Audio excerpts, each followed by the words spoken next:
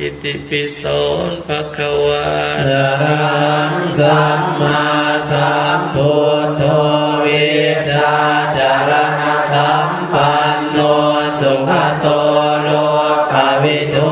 อนุตตโรปุริสธรรมสารติสัทธาเทวมนุษย์สานังพุทโธภะคะวะติสวาคาโตภะคะวะตาธัมโมสันติติโกอาการิโกเอหิปัสสิโกโอปัญญิโกปัจจตังเวทิตาโพวินโยเอติสุปฏิปันโนภะคะวะโตสาวกสังโฆอุจุปฏิปันโนภะคะวะโตสาวกสังโฆญาญปฏิปันโนภะคะวะโตสาวกสังโฆสามีจิปฏิปันโนภะคะวะโตสาวกสังโฆญาติธรรมจัตตาริปุริสายุคานิหันตปุริสปุคลาเอสัพพะคะวะโตสาวกสังโฆอาหุเนยโยปาหุเนยโยทาคิเนยโยอัญจลิกาลนิโยอนุตตรังปุญญาเขตังโลกัสสติหุงสหัสสมพินิมมิตาสาวุตันตังกรีเมฆารังบุติตาโครัสเสนมาลังทานาติธรรมวิธินาจิตวามุนินโตตันเตจะสาภวตุเตชยมังคาลานิมาราติเรกามพิโยจิตาสาภาลาติงโค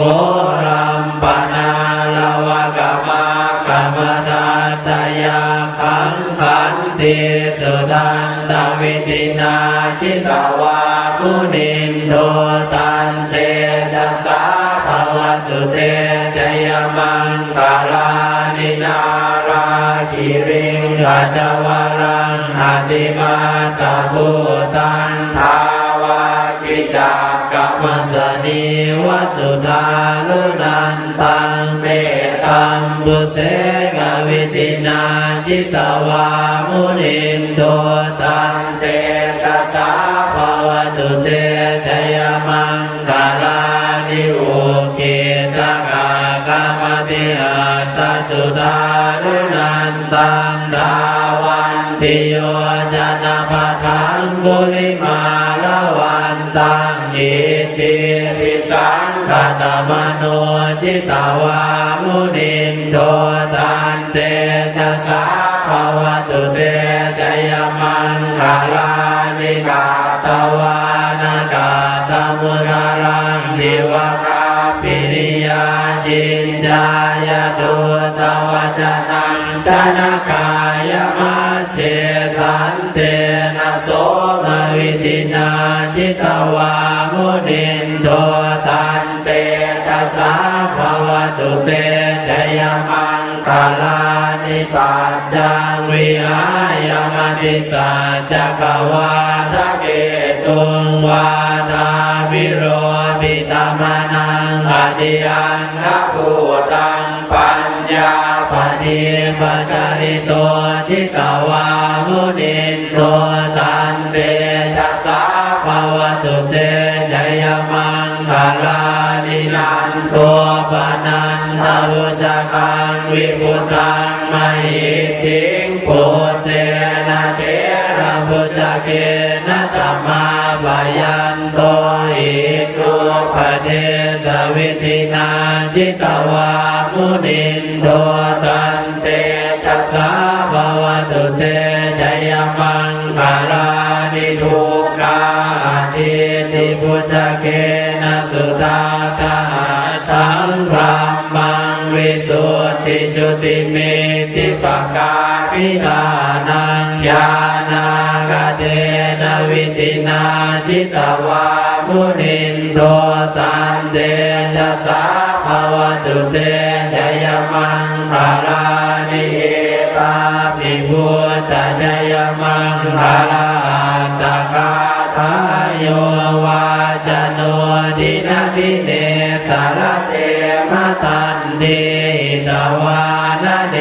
กวิวิธานิจุปัตถวานิโมกขังสุขังอธิกามเมยนะโรสะพัญโยมหาการุณิโกนาโทหิตายะสัพพปานินางปุเรตวาปารมีสัพพะปัตโตสัมโพธิมุตตมังเอเตนะสัจวัตเจนะโหตุเตชยมังคารังชยันโตโพธิยามุเลสักยานังนันทิวัตโนเอวันตวังวิชยโยหิชยาสุชยมังคะเลอภราชิตปัลลังเกสิเสปัทวิโภคเลอภิเสเกสาภะพุทธานังอาคัปปะโตปะโมรติสุนาคาตังสุมังคลังสุปาภาตังสุทิตังสุขโนสุโมโตจัสสุเอขังพรหมจาริสุปทากินังกายกรรมังวาจากรรมังปะทากินังปะทากินังวโนกรรมังปะนิทิเตปะทากินาปะทากินานิกา